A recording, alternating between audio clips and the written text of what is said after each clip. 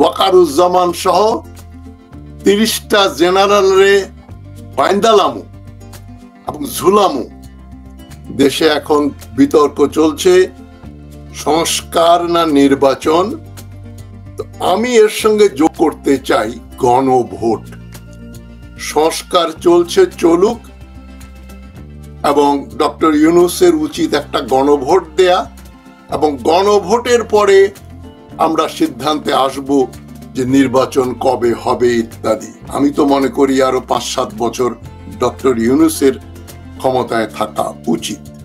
যদিও ডক্টর ইউনূসের সবকিছুর সঙ্গে আমি একমত নই, তবে যেমনটি আমার কালকের শোতে মেজর ডালিম বলেছেন, জিয়াউর রহমানের পরে এখন বাংলাদেশের এই ক্রান্তি লগ্নে ডক্টর ইউনূসের কোনো অল্টারনেটিভ নাই, তাকে থাকতেই হবে।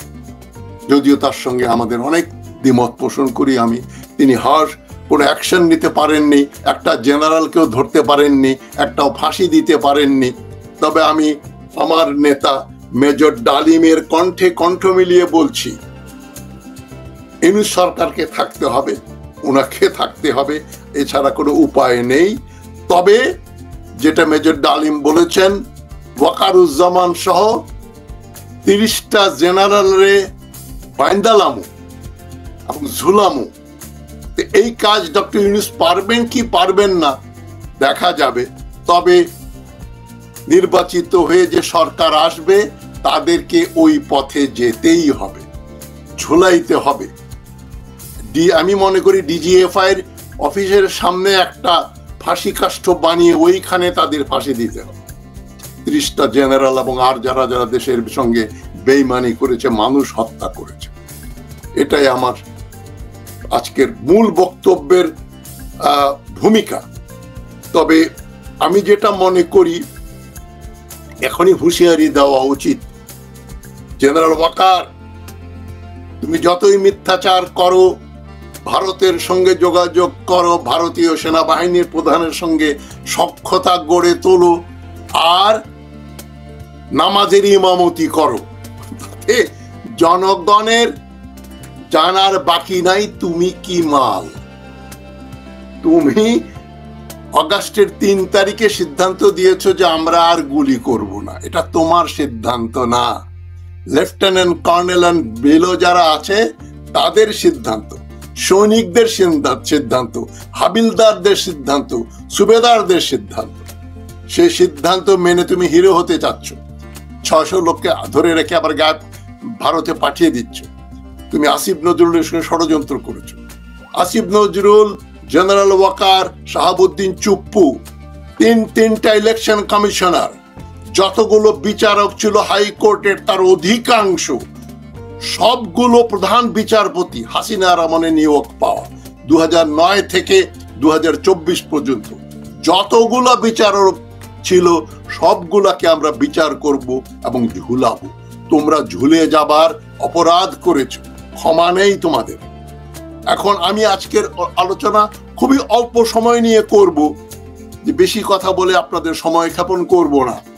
এবং আমি এর আগে এখন একটা অনুরোধ করছি ছাত্র সমন্বয়কদের এবং নেতাদের, যে তোমাদের সঙ্গে আমি 1-on-1 বা তোমাদের 2 জন আমি একা 3 জন মিলে আলোচনা করব আমার চ্যানেলে। আমার ইচ্ছা, আমি ইচ্ছা পোষণ করছি।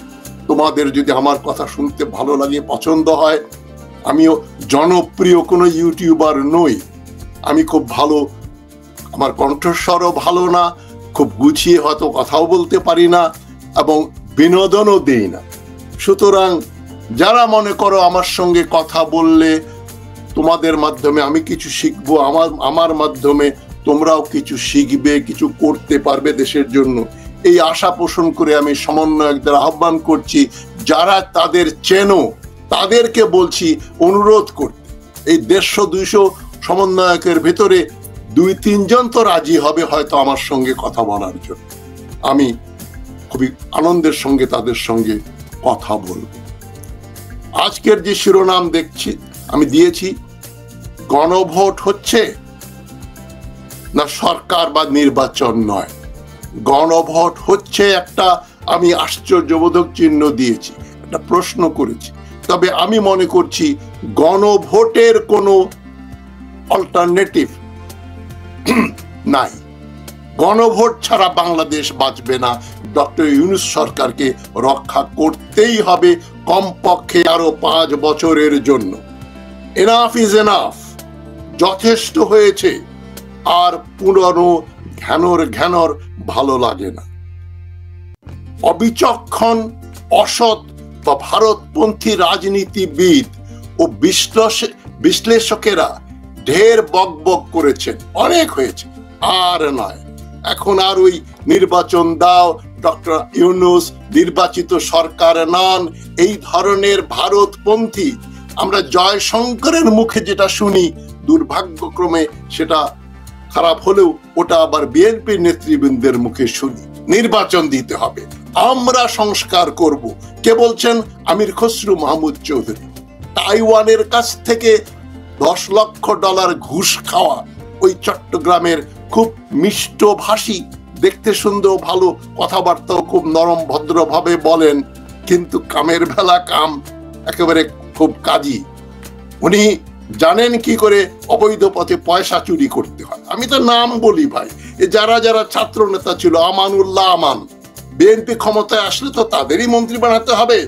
সে না হয় এখন 1000-2000 কোটি টাকার মালিক, সে হয়তো 10,000 কোটি টাকার মালিক হবে। আমি চাই এই জেনারেশন যেন ওই পথে আর না যায়। নির্বাচনের নামে একটা গুন্ডাতন্ত্র আমরা দেখতে চাই না, চুরি চামারি দেখতে চাই না, চাঁদাবাজি দেখতে চাই না।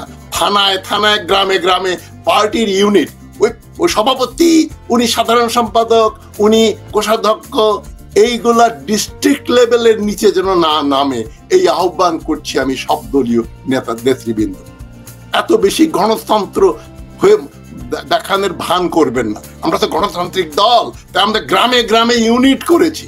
এবং ওই প্রেসিডেন্ট, জেনারেল সেক্রেটারি হচ্ছে বকলম, এগুলো চোরের চোর, ডাকাতের ডাকাত, চাঁদাবাদের চাঁদাবাজ।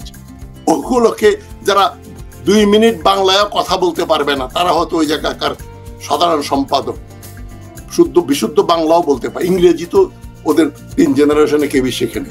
এনিওয়ে, দেশে নাকি অচিরে একটা নির্বাচন হতে হবে।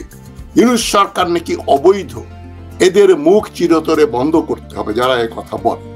ইউনূস সরকারকে সংস্কার শেষ করার আগে অনতিবিলম্বে দেশে একটা গণভোটের আয়োজন করতে হবে। এটাই আমার আজকের মূল বিষয়। খুব ছোট্ট কথা। গণভোটের বিষয়বস্তু কি হবে? বিষয়বস্তু হবে, আপনারা কি ইউনূস সরকারকে আরো 5 বছর সময় দিতে চান? হ্যাঁ এবং না, এই হবে সিদ্ধান্ত। জনগণের কাছে এটা ডক্টর ইউনূসের, আমি মনে করি, যখন এরকম চাপ আসছে চারদিক থেকে, তো আপনি ঘাবড়াবেন না।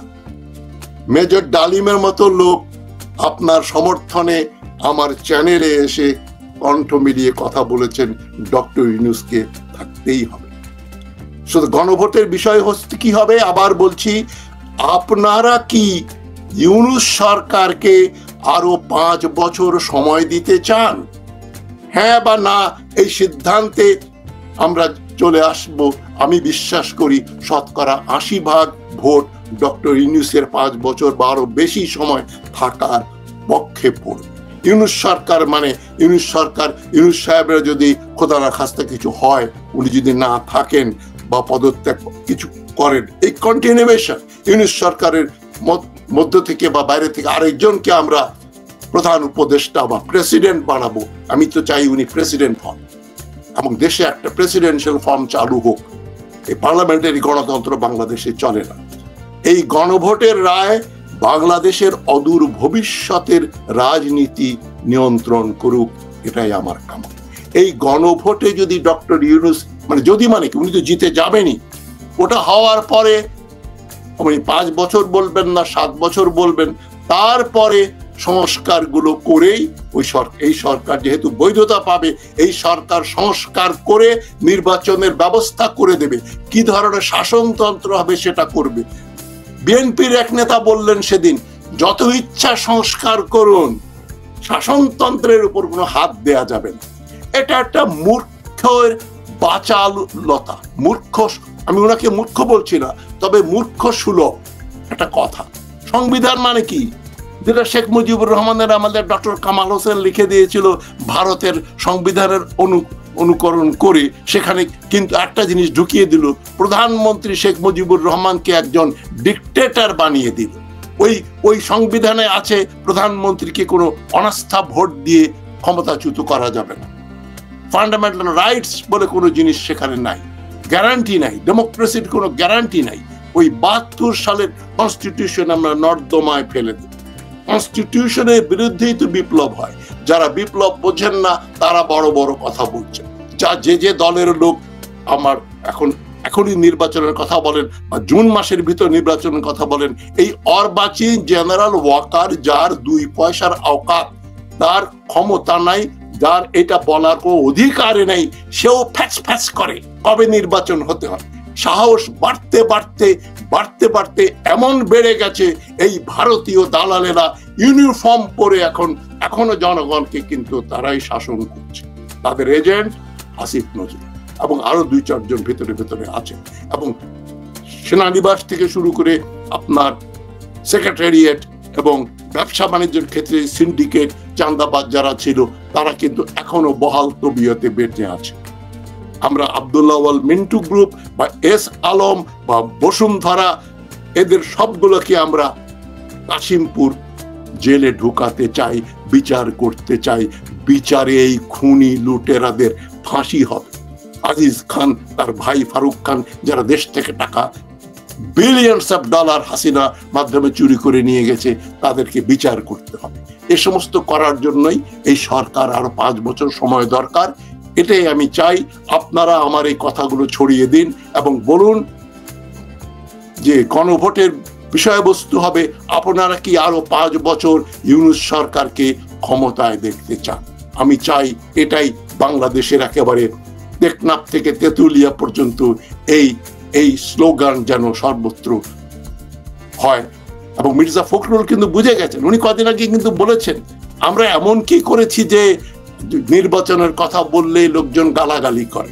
এই যে বুঝে গেছেন, আপনার গ্রাসরুটস নির্বাচন চায় না, আপনার গ্রাসরুটস আমানুল্লাহ আমানদের মন্ত্রী দেখতে চায় না। এনাফ ইজ এনাফ, যথেষ্ট হয়েছে। এবার বাড়ি যান, যা পয়সা করে চুরি করেছেন নিয়ে আমেরিকা চলে পালায়া যান, পারলে এখানে থাকলে ধরবো আমরা, ধরলে কিন্তু ঝুলাবো।